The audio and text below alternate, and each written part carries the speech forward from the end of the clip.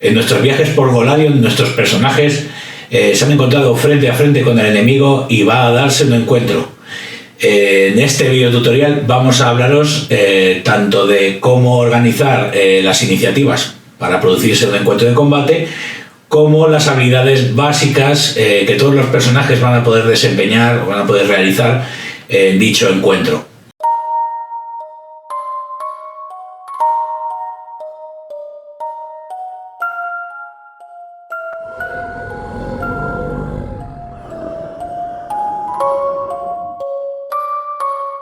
Vamos a comenzar este vídeo hablando de los turnos de combate, que van a ser esos órdenes de iniciativa en el que nuestros personajes protagonistas y las criaturas que vayan a intervenir en un encuentro de combate se van a ordenar de mayor a menor por este resultado en orden de iniciativa. Esto va a determinar quién va a actuar antes y quién va a actuar más tarde. Para ello vamos a acudir a la página 468, donde se nos va a hablar de todo esto que voy a explicar, y vosotros pues podéis también acudir a esta página, donde encontraréis toda la explicación tanto de los turnos de encuentro, cómo organizar las iniciativas, hasta las acciones más comunes en todo encuentro, que todo personaje puede optar a utilizar, ¿vale? El capítulo, como veis, se llama modo de encuentro, así que aquí podéis encontrar toda esta información pormenorizada. Y lo primero que nos va a explicar es cómo organizar los turnos de iniciativa y qué se va a poder hacer a lo largo de ellos. Así que lo primero que voy a explicar es cómo se tira la iniciativa ante un encuentro. Usualmente la iniciativa se tira a través de percepción. Antiguamente en otros sistemas teníamos un valor específico para la iniciativa, pero en Pathfinder segunda edición utilizaremos este modificador de percepción. Todo el mundo tirará un dado de 20 caras, sumará su percepción y lo estableceremos en una lista de número mayor a número menor, siendo así que el que saque más alto actuará antes que el resto. De todas formas, es lo usual, pero eso no significa que haya excepciones. Si por ejemplo, antes de que se dé un encuentro de combate, algún personaje se encuentra en modo sigiloso, haciendo pruebas de sigilo, podría utilizar, en vez de percepción para la iniciativa, la habilidad de sigilo. Incluso podríamos utilizar habilidades de tipo social, por ejemplo, diplomacia o engaño, para establecer este orden de iniciativa. Todo esto, como digo, depende del personaje. En caso de que los personajes, los héroes, coincidan en valor de iniciativa, deciden ellos el orden que van a querer, digamos, actuar. Sin embargo, si entramos en empate con una criatura enemiga que lleva el director de juego, en ese caso se prioriza a la propia criatura, se pone delante de los héroes, actuará antes que los héroes empatados. Por otro lado, el director de juego tiene cierta flexibilidad a la hora de establecer cómo tirar las iniciativas de sus criaturas. Se puede hacer de varias maneras. Por ejemplo, se puede tirar iniciativa por cada criatura que participe en el combate, o se puede hacer una única tirada y establecer esa iniciativa para todas las criaturas. Incluso podríamos hacer diferentes tiradas de iniciativa por tipos de criatura. Si hay dos tipos de criatura distintos, por ejemplo, pues cada tipo de criatura podría tener su propia iniciativa, o por cada grupo de tipos iguales de criaturas, ¿vale? Así que hay cierta flexibilidad para el director de juego en este sentido, y él puede decidir, aunque normalmente se suele tirar por cada criatura su propia iniciativa. Esto es cuestión de agilizar, digamos, la organización de esta lista. Después, ¿qué vendría? Ya vendría lo que es la actuación en sí, ¿no? Cada vez que le toque a un personaje o una criatura actuar, pues realizará sus acciones pertinentes. Hay que recordar que tenemos hasta 3 puntos de acción que podemos utilizar para hacer diferentes actividades, pagando, digamos, ese coste correspondiente. También podremos usar una única reacción por turno, y tenemos, recordar, la posibilidad de utilizar una o varias acciones gratuitas. Normalmente estas reacciones y acciones gratuitas suelen corresponder a tu propio turno, no puedes actuar fuera de tu turno, aunque hay algunas excepciones. Por supuesto, en cada turno de personaje hay que tener en cuenta ese tipo de efectos, sean estados, efectos de conjuros mantenidos y demás, que suelen durar varios turnos. Venenos, por ejemplo. Hay que tener en cuenta esto para cuando llegue tu turno, tener en cuenta si se te ha terminado el efecto o si persiste, ¿vale? Y cuando termine el efecto, pues directamente ese bonificador o penalizador se cancela, se deja de aplicar. Y luego tener en cuenta también los personajes que hayan estado moribundos, que en su turno, cuando les toca, hayan hecho su tirada para ver si se estabilizan o se recuperan y pueden participar de nuevo en el combate en su turno de acción, teniendo la posibilidad de utilizar sus acciones correspondientes. Bien, ahora vamos a ir con las acciones básicas, ¿vale? Bien descritas a partir de aquí. Son estas dos caras y luego este pequeño espacio de aquí. Hay más acciones, por supuesto, pero en este caso vamos a empezar con las básicas, que son las que todo personaje puede utilizar en un encuentro de combate, sin necesidad de estar entrenado, especializado en algún tipo de habilidad y demás, ¿vale? Me he tomado la libertad de organizar estas acciones a mi modo para que me sea más fácil de explicar. Así que el orden no lo voy a seguir, pero todas estas cosas que voy a decir las tenéis por aquí. Vamos a comenzar explicando todas esas acciones que son interesantes de conocer a la hora de hacer ciertos movimientos, desplazamientos, cambios de posición y demás, ¿vale? Así que voy a empezar hablando de la zancada, que es el movimiento de un personaje a lo largo de un tablero. Cada ascendencia va a tener una serie de puntos de movimiento que se van a traducir en pies, ¿de acuerdo? Hay criaturas que se desplazan 20 pies, hay criaturas que se desplazan 30 pies, todo esto depende un poco de la ascendencia. El tablero, que normalmente suele ser cuadriculado con unas casillas, nos va a ir indicando que cada casilla ocupa, digamos, 5 pies.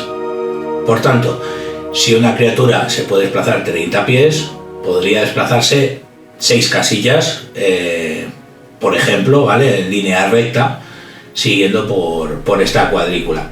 También podemos avanzar en diagonal, y esta es la parte, digamos, curiosa que hay que comprender. Y es que cada 2 diagonales que hagamos, en vez de costarnos 5 pies, esa siguiente casilla nos va a costar 10 pies de nuestros puntos de pies para realizar las zancadas. Es decir, la primera casilla en diagonal nos cuesta 5 pies, la segunda nos cuesta 10 pies, la tercera casilla en diagonal va a costarnos otra vez 5 pies y la cuarta 10 pies y así sucesivamente. Entonces, si una criatura tiene para poder desplazarse 30 pies, pues podríamos desplazarnos en diagonal 4 casillas. Esto también hay que tenerlo en cuenta a la hora de que las diagonales pueden darse inmediatamente o pueden darse a lo largo del movimiento en momentos distintos según nos vamos desplazando. Podríamos avanzar 5 pies en diagonal, luego avanzar, por ejemplo, otros 5 pies en línea recta hacia un lado y luego volver a hacer otra diagonal.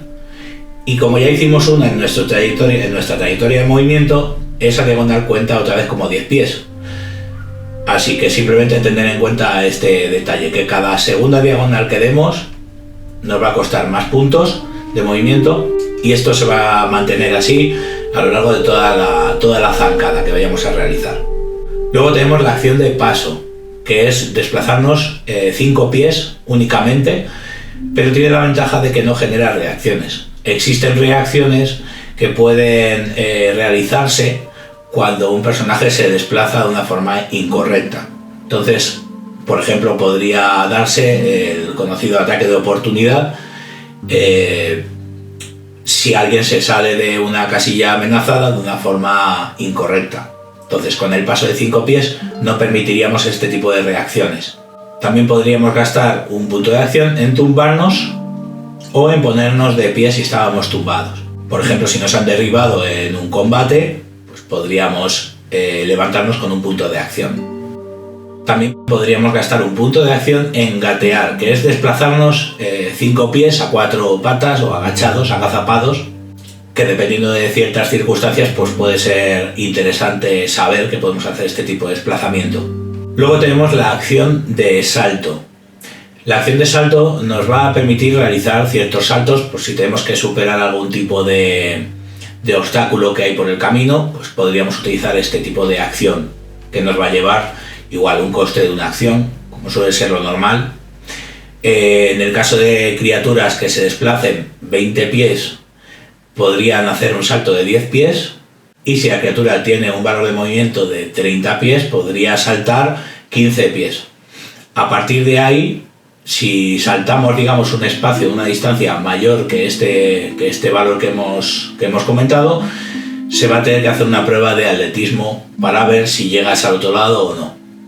También hay que tener en cuenta que para subir de un salto a un lugar un poco más elevado, como por ejemplo una mesa o una roca, podemos hacer una acción de salto hacia arriba que nos va a permitir saltar hasta 3 pies de altura verticalmente y en diagonal 5 pies. Es decir, un pequeño salto hacia adelante para poder subir a ciertos obstáculos de no demasiada altura.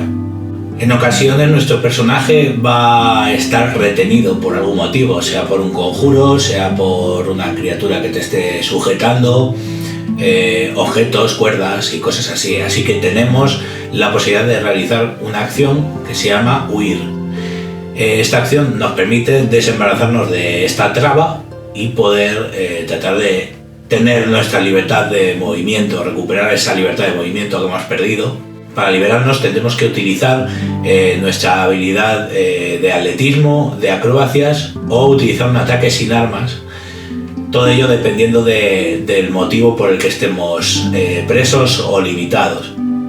Y si sacamos un éxito crítico, incluso nos permite desplazarnos hasta 5 pies de forma adicional, pero esto no cuenta como una acción de paso, es decir, que sí que genera reacciones, ¿vale? Y en caso de que pifies, pierdes el turno directamente en esa acción. Es decir, que si te quedan acciones de reserva, que recordamos que eran 3 acciones por turno, perderías todo el turno entero.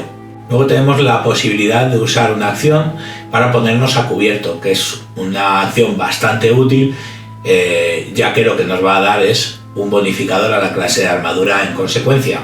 Esto lo vamos a poder utilizar si estamos tumbados o si tenemos cerca un parapeto, alguna cobertura tras la que podamos posicionarnos mejor.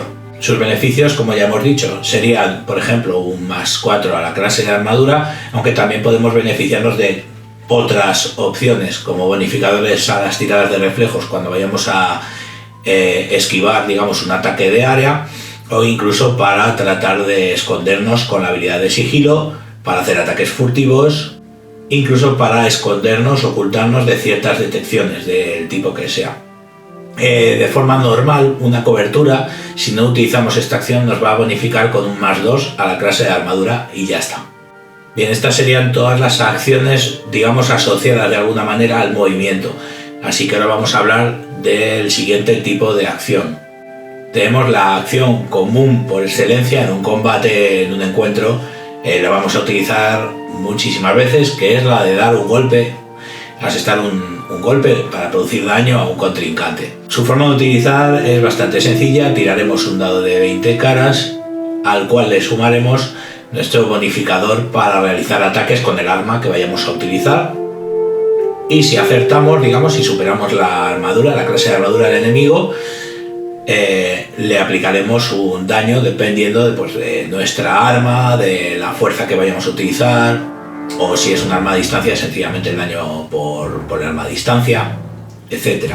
Antes existía la posibilidad de hacer más ataques según subíamos de nivel, con un valor llamado ataque base, ¿vale? Nos iba subiendo según subíamos la clase. Eso ha desaparecido. En su lugar ahora tenemos la posibilidad de hacer 3 acciones por turno. Esto significa que podemos hacer en cada acción un ataque, ¿vale? Si estamos cuerpo a cuerpo, por ejemplo, con un enemigo, podríamos usar cada acción de nuestro turno para asestar 3 golpes cuerpo a cuerpo al enemigo. Esto lo que nos va a conllevar es una serie de penalizaciones a partir del primer ataque. El primer ataque se realiza sin ningún tipo de penalización. El segundo ataque recibe una penalización -5 y el tercer ataque recibe una penalización -10. En total 3 ataques que podemos asestar al enemigo. Pero esto también depende del tipo de arma. Hay armas que son más ligeras, digamos, que son más fáciles de maniobrar con ellas. En su caso, si utilizamos un arma de ese tipo, el primer ataque, igual que en el ejemplo anterior, no tendríamos ningún bonificador o penalizador. En el segundo ataque tendríamos un -4 en vez de un -5 y en el tercer ataque tendríamos un -8 en vez de un -10. Además, tenéis que saber que podemos llevar un arma en cada mano. En este caso, con un arma en cada mano podríamos llevar 2 armas, digamos, más pesadas, menos pesadas, ¿no? Que sean utilizables con una mano únicamente, y tendremos que aplicar el penalizador correspondiente al arma que vayamos a utilizar en cada ataque. Por ejemplo, si yo en la mano derecha tengo un arma, digamos, que es más difícil de utilizar para maniobrar, pues el primer ataque, como ya he dicho, no tiene penalización. El segundo ataque, por ejemplo, lo hago con la zurda, que tengo un arma más liviana, más ligera, entonces tendría un -4 por ese segundo ataque. Y si el tercer ataque lo volviera a hacer con el arma de la diestra, que era la pesada, el tercer ataque tiene un penalizador de -10, ¿vale? Normalmente en otros juegos anteriores, tener 2 armas tenía algún tipo de beneficio, ya que podíamos hacer como en el mismo asalto 2 ataques, una con la diestra y otra con la zurda, usando la misma acción. En este caso eso ya no está. Entonces realmente vas a golpear siempre con un arma en cada acción, no vas a utilizar las 2. Pero hay dotes especiales con ataques con 2 armas que van a tener en cuenta este requisito y te van a dar una serie de efectos. Así que dependiendo del personaje que te vayas a hacer, pues interesará o no el llevar un arma en cada mano. Luego también hay que tener en cuenta que las armas pueden realizar daños adicionales por magia que tengan imbuidas en el propio arma. Entonces, pues de esa manera podrías hacer una combinación de armas con diferentes efectos, ya que hay criaturas que pueden resistir, yo que sé, daños como de procedencia del frío, del fuego y demás. Entonces, de esa manera podemos intentar evitar este tipo de problemas que podemos encontrarnos en un encuentro. Luego tenemos un par de tipos de acción que están relacionadas con la manipulación en sí, ¿vale? Con el uso de las manos para interactuar con algo. Tenemos la acción de interactuar, que esto nos va a permitir, por ejemplo, coger algún objeto desatendido, accionar una palanca o este tipo de actividades, incluso abrir puertas, ¿vale?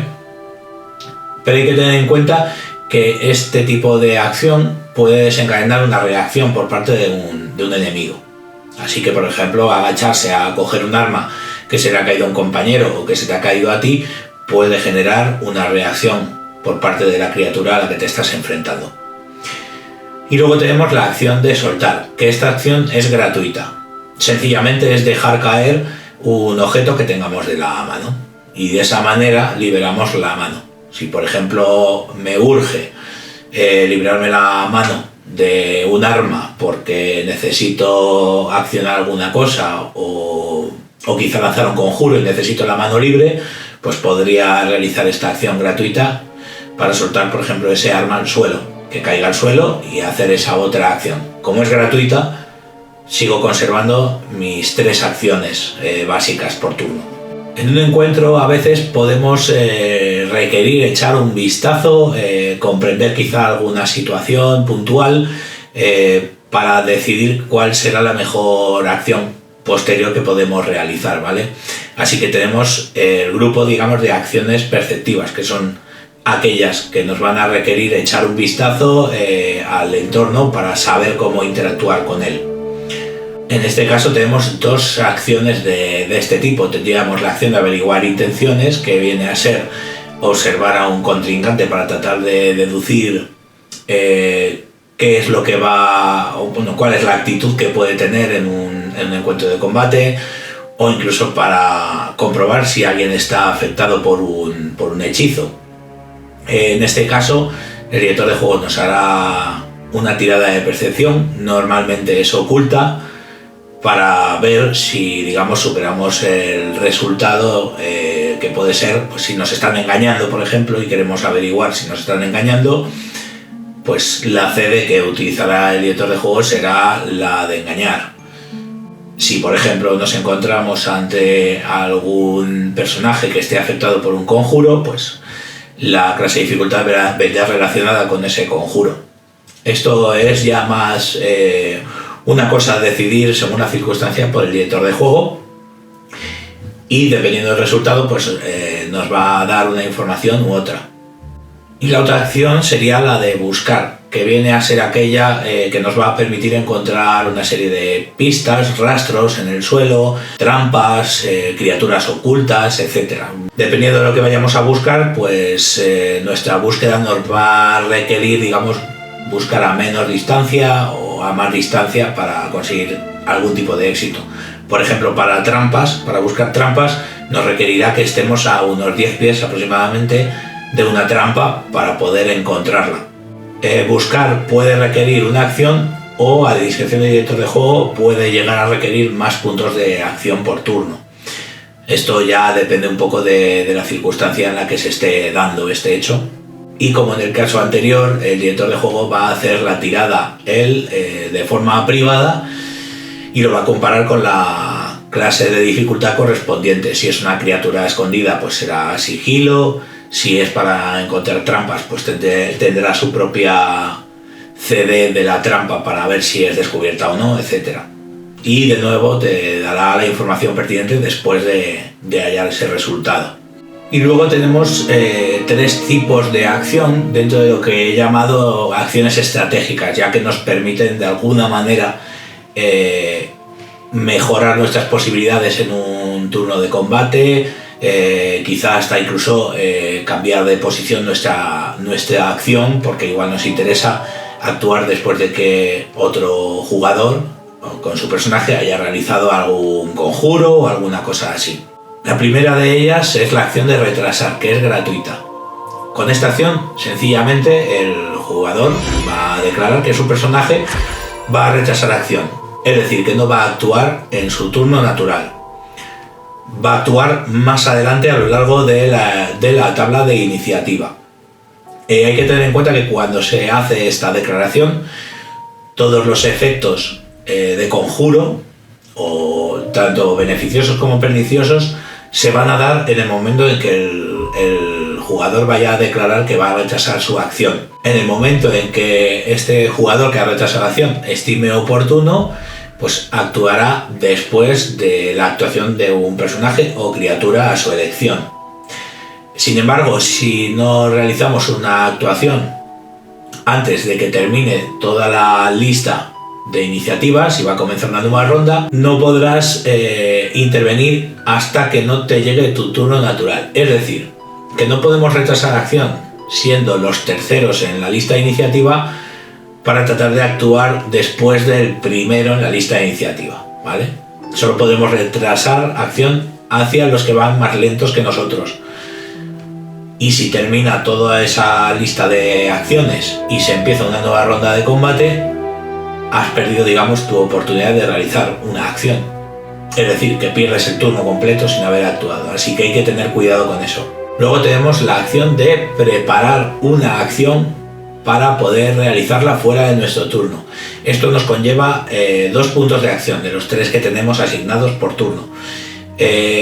Nos va a permitir hacer una declaración con un desencadenante. Por ejemplo, si el enemigo viene hacia mí, pues le ataco, por ejemplo, ¿vale? Es un ejemplo sencillo. O si alguien abre la puerta, ataco, ¿vale?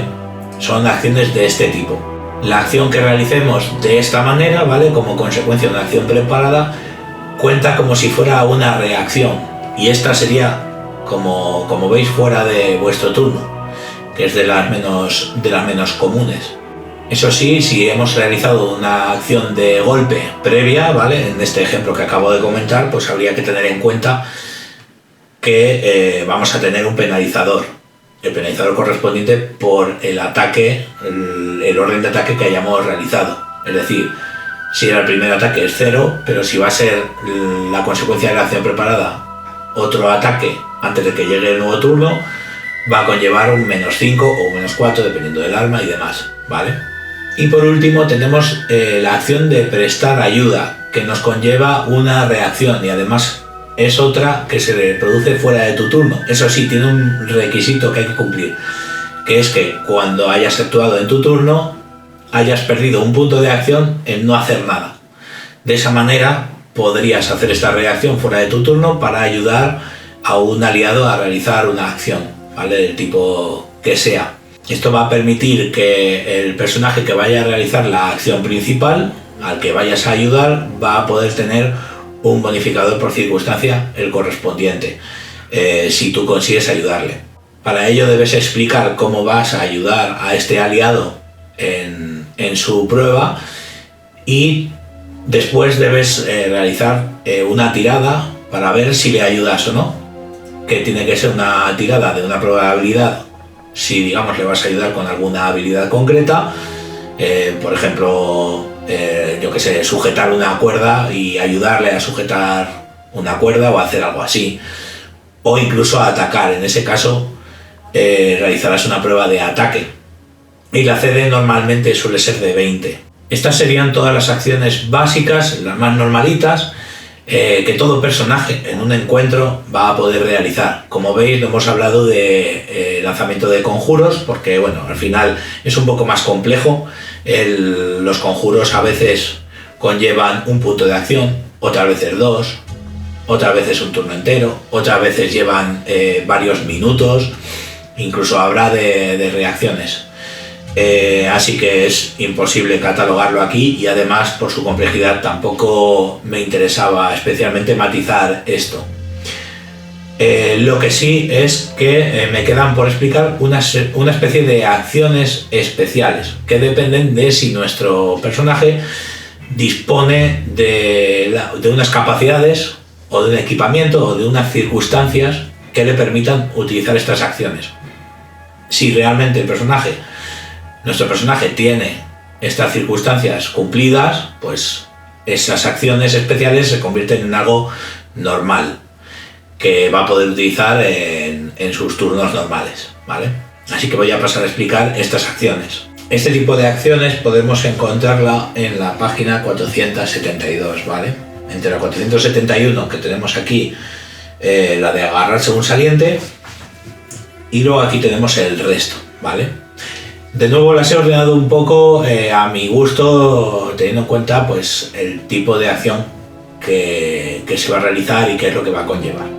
Así que primero voy a explicaros de las 3 acciones que vamos a poder utilizar para desplazarnos de nuevo, ¿vale? La primera sería la acción de montar, que conlleva un punto de acción. Sencillamente lo que nos va a permitir es montar o desmontar de una criatura que tiene que ser de una categoría de tamaño mayor que la nuestra, por ejemplo un caballo, y tiene que estar dispuesta a dejarse montar. Luego tenemos la acción de excavar, que es un tipo de movimiento, de desplazamiento, pero tiene el requisito de que tengamos la velocidad de excavar, es decir, que nuestro personaje de alguna manera, o nuestra criatura, tenga la posibilidad de desplazarse excavando. En ese caso, podríamos gastar una acción en desplazarnos, excavando a la velocidad a la que nos indica nuestra capacidad de desplazarnos excavando, ¿vale? Eso sí, tiene que ser un suelo, digamos, limpio, de tierra, de material blando, no puede ser de roca o materiales similares, a no ser que tengamos una capacidad que nos permita hacer este tipo de desplazamiento a través de esos materiales más duros. Y luego tenemos la acción de volar, que ocurre lo mismo que con excavar. Tenemos que tener la posibilidad de desplazarnos con acciones de volar, es decir, velocidad de volar. Si no tenemos velocidad de volar, esta acción no la podemos realizar. Y esto nos permite desplazarnos por el aire. Igual que en excavar, podemos desplazarnos la velocidad de movimiento que tengamos de volar. Si queremos descender, sin embargo, aquí cambia un poco la cosa. Por cada 5 pies que descendemos, podemos movernos 10 pies. Es decir, que bajar tarda menos en bajar que en subir. Si alcanzamos el suelo con este desplazamiento, con la acción de volar, se considera que aterrizamos de forma normal. Por tanto, no recibiremos daños por caída. Pero si en algún turno no usamos la acción de volar cuando estamos volando, se entiende que caemos a plomo, ¿vale? Así que hay que tener en cuenta este hecho, tener cuidado a la hora de dejar de volar. Puede que en alguna circunstancia haya una criatura escondida en algún mapa, en algún lugar que estemos explorando, o en medio de un combate, quizá haya alguien oculto. Y puede ser que esté oculto para todo el mundo, pero que tu personaje sí que haya podido ver o deducir que hay alguien más ahí escondido. Así que, teniendo en cuenta esto, podemos realizar una acción para señalar. Esto nos va a permitir indicar al resto del grupo de la presencia de esta amenaza oculta. De tal manera que si ponemos sobre aviso al resto del grupo, esa criatura, en vez de estar en el estado no detectado, pasa a estar escondido. Eso sí, para poder hacer este señalamiento, nuestros compañeros nos tienen que poder ver, escuchar, y también tienen que tener una trayectoria vacía de otro tipo de obstáculos que les impida la visión, para que puedan ver realmente hacia dónde estamos señalando. Si cuando vamos a señalar hay algún problema, sea porque no podamos comunicarnos debidamente con el resto del grupo, que no nos escuchen bien o no nos puedan entender del todo bien, en ese caso lo que ocurre es que al hacer la acción de señalar va a tener la opción de tirar una prueba de percepción contra la CD de sigilo de la criatura escondida, la amenaza escondida, para ver si lo ven. Si ocurre esta prueba y estos personajes fallan la tirada de percepción, pensarán equivocadamente que la criatura sospechosa de estar oculta en algún sitio está oculta en el lugar equivocado. A lo largo de nuestras partidas quizá tengamos que superar algún trayecto con algún puente o algún acantilado, cosas así. Es decir, que hay un riesgo de caerse. Y esto pues puede ocurrir, entonces hay que tener en cuenta que tenemos la posibilidad de agarrarnos a un saliente si nos caemos por un precipicio, ¿vale? Esto conlleva una acción de reacción. Sencillamente, si tenemos la posibilidad de que vamos a caernos o vemos que vamos a caer, tenemos la opción de superar una salvación de reflejos para poder agarrarnos utilizando la CD de trepar normalmente. Después, para volver a subir, porque nos hemos quedado colgados en un saliente, tendríamos que utilizar la habilidad de atletismo para trepar, ¿vale? Que es una acción de movimiento que nos permite la habilidad de atletismo, de la cual pues ya hablaremos en otro vídeo. Según lo que saquemos en la prueba, pues tendremos diferentes consecuencias, teniendo en cuenta que podemos tener un éxito crítico, un éxito o un fallo crítico, ¿vale? Sería cuestión de consultar la sección pertinente aquí atrás, ¿vale? Aquí viene explicado todo, ¿vale? Eso sí, el requisito para realizar la acción de agarrarse a un saliente es que no estemos neutralizados, es decir, que podamos movernos libremente. Ahora vamos a hablar de una acción que me ha llamado especialmente la atención, ¿vale? Normalmente en los juegos anteriores de Pathfinder, de 3.5, teníamos la posibilidad de llevar un escudo, ¿no? Para beneficiarnos de su bonificador a la clase de armadura. Y es que en Pathfinder 2 el bonificador por el escudo, el que podemos obtener gracias a la utilización de un escudo, no vamos a tenerlo desde el principio en cualquier momento, sino que solo lo vamos a tener si gastamos una acción en alzar el escudo. ¿Vale? Esto es muy importante porque es muy distinto a lo acostumbrado. Normalmente se aplicaba al sumatorio y ya está, pero aquí no lo tienes. Entonces, si tú haces un turno completo de 3 ataques, por ejemplo, debes saber que tu clase de armadura va a ser un poco más baja por no haber alzado el escudo. Y ya por último tenemos una acción curiosa, que es la de desviar la mirada, que puede ser útil para diferentes circunstancias. Si por ejemplo vamos a recibir o tenemos la posibilidad de recibir un ataque de mirada de una medusa, por ejemplo, o algún efecto que conlleve tener un contacto visual con alguien, ¿vale? Podemos gastar una acción en desviar la mirada y esto pues nos va a prevenir ante estas amenazas dándonos un bonificador. No es que cancele la posibilidad de recibir este efecto, pero nos da la posibilidad de recibir un +2 a la salvación pertinente para evitar la consecuencia perniciosa del efecto que nos haga retirar la mirada, ¿vale? Tanto alzar un escudo como desviar la mirada, las dos se mantienen todo el turno completo hasta que te vuelve a tocar, ¿vale? Esa es una particularidad que tienen estas dos acciones. Estas son todas las acciones más básicas que se pueden realizar. Si os habéis fijado, no he hablado de lo que antiguamente se conocía como maniobras de combate, que dependían del valor bonificador por maniobra de combate y defensa contra maniobras de combate. No he hablado de ello porque funciona distinto y han retirado de nuevo ese valor numérico que se estableció en Pathfinder 1 para facilitar la posibilidad de hacer presas y demás. Ya teníamos ese problema en 3.5 que era muy denso, había que hacer muchos pasos. Lo simplificaron en Pathfinder 1 y lo han vuelto a simplificar de nuevo. Ahora el valor BMC y DMC ya no existen y son opciones que tenemos utilizando acciones de habilidad. Van a depender de atletismo, todo este tipo de maniobras. Así que esas no las he comentado de momento, ya las comentaré más adelante en otros vídeos. Luego recordar, ya que estoy, aunque ya lo he hecho a lo largo del vídeo, las diferencias más básicas y más comunes que podemos encontrar entre Pathfinder 1 y Pathfinder 2, que viene a ser que no existe el ataque base, nuestros personajes no van a tener más acciones por turno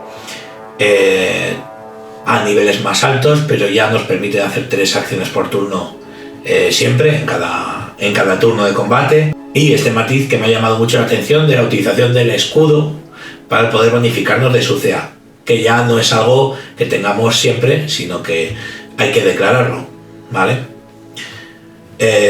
Bueno, espero que más o menos haya entendido con las ayudas visuales y demás, carteles, cuando me he cometido algún fallito. Como siempre, si veis algún error, cualquier cosa, me lo decís, lo pongo en el cuadro de comentarios, lo marco en los capítulos, digamos, del vídeo, para que sea de fácil acceso. Y espero que os haya gustado, que os haya servido. Ya nos veremos en futuros tutoriales de Pathfinder. Adiós.